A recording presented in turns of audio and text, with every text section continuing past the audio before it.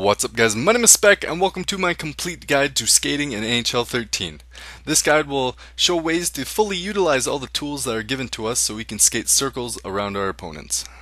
Now this guide may be better suited for more of the beginner type players, but rest assured there are also ways even the most seasoned veteran can improve his game, so let's get straight into it. Now with the drastic changes to the skating mechanics, we are forced to change and adapt our play. While some of us have made the transitions, others have not, and I am here to not only help you make the transition easily, but to also give you tips to use while you play. The most important thing in this game that you need to learn to do is to glide before you do anything. It is the most important thing in this game. Glide before you shoot, glide before you pass, glide before you hit. Gliding is the most important thing in this game. If you skate full tilt and you shoot, your accuracy and your power is diminished tremendously. If you try to pass, your passing will be affected tremendously also. Even like a lesser known thing, if you glide into a hit, you have a better chance at knocking that person down and making a better hit. Now to a lot of you, this may seem like a no-brainer. Glide before you do anything. Well, to a lot of people, they don't think that way. They want to go full throttle, get into your zone, fire the puck, and miss the net. Or make a horrible pass. They don't know to glide. And if you're one of those people that just likes to go full tilt and they don't glide, they throw caution to the wind and they just do their thing, well that's why you're watching this video, because you want to improve and you want to learn why you're missing your passes or missing the net all the time. And now that you know to glide when you do any action, be it hitting, be it passing, be it shooting, you can use that. And there are tons of things that you can do within the glide to help get past your opponents without going full throttle and going your nose to the grindstone. There's explosive cuts. That I will talk about in this guide. You can do explosive cuts to help get around your opponents. There are also stop and go techniques that I will get into it more. I will show a few things on a few little tips for defense, how to deal with those fast players, and how to do a quick transition if you're caught out of position.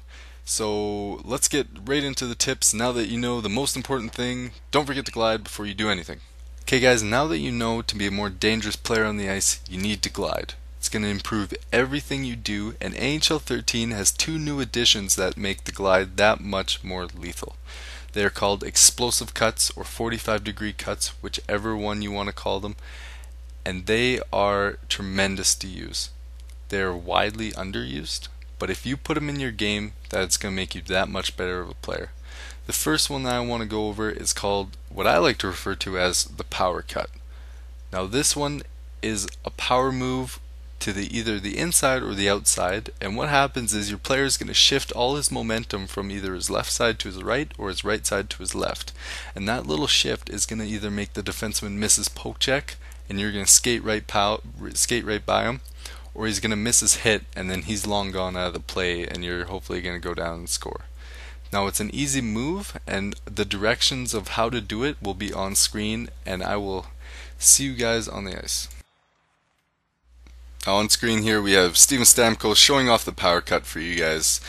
You guys want to start using this in your game. Practice makes perfect, and you might not get it at the very beginning. You might be accidentally doing some heel picks while you're trying to do this, but yeah, just implement it in your game and it will help you out. It's not going to hinder you at all. It can only help you out. You can see you want to do it right when the defense starts to pull up a little bit, and then you're going to get it by them. Like, that's dirty. Okay, now that you have the power cut down, we move on to the heel pick. What the heel pick is you're going to dig that heel in and you're going to turn very sharply, and what this does is this creates space. You can do this either on the offensive rush or even when you're in the offensive zone.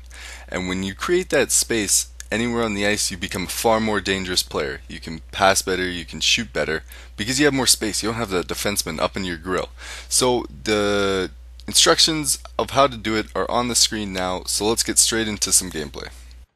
And now let's see the heel pick in action. As you can see, it does in fact create the space that you need to get past the defender, and it is very useful. Use it. I personally find it more useful than the power cut because it gives you so much more space and so much more time to do things. You might have to use other moves in conjunction with it because it's not 100%. It does not work 100% of the time. But as you can see, Ryan Kessler, and this is actual gameplay. It takes Willie Mitchell totally out of the play, and Henrik's able to go in and score. The next offensive tip I like to show you guys is called the stop and go. And what you want to do is you want to condition your opponent with a whole bunch of stops in their zone. So you're skating down the ice, you want to stop, pull up, and do whatever you need to do, and they're going to get conditioned towards that, and every time you stop, they're just going to stop with you.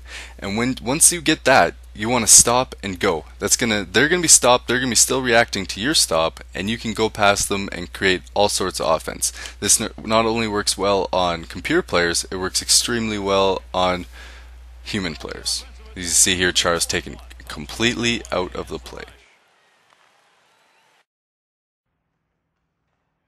Okay, we covered some offensive tips, now let's cover some defensive ones. This is a quick transition, so if you're forechecking or playing defense and there's a turnover and you need to get back quick, you need a good transition. What players will usually do is they'll skate up, they'll stop, and then they'll go back, and it's way too slow. In the game of hockey, you cannot afford to be that slow. And what this is, and what you want to do, is you want to hold down the L2 or the left trigger, whichever console you're playing on, and you want to slam back on that left joystick, and you will make a quick transition, and you'll be back in position a lot faster. Okay, I'll demonstrate that right now with Ryan Kessler. See how quick that is? It's a lot faster than stopping and starting. Even when you accidentally mess it up a little bit, you're still a lot faster than it.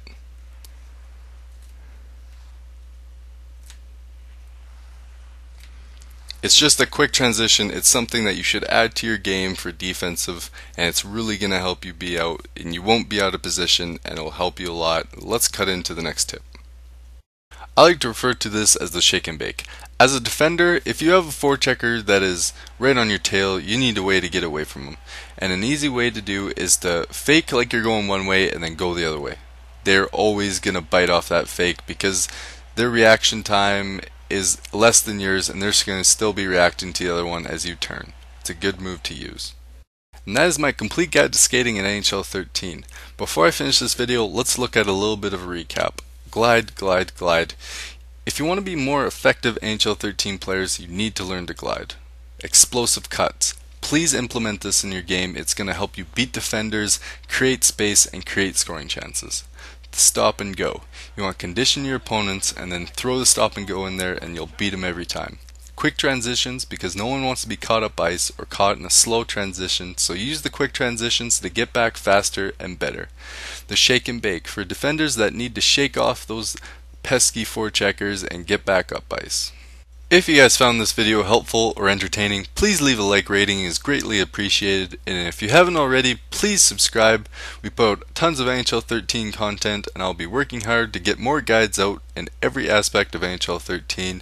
And as always guys, don't forget to rate, comment, and subscribe. My name is Spec, and I will see you there, or I will see you another time.